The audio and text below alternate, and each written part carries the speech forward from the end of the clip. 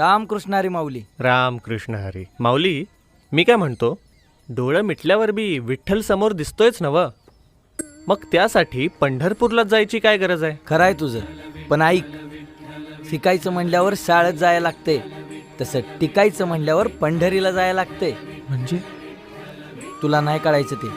डोळं मिटल्यावर ज्याला समोर आणायचं त्याला डोळं भरून बघाय नको. रामकृष्ण हरी. राम कृष्ण हरी. भक्ती मुक्ती शक्तीचे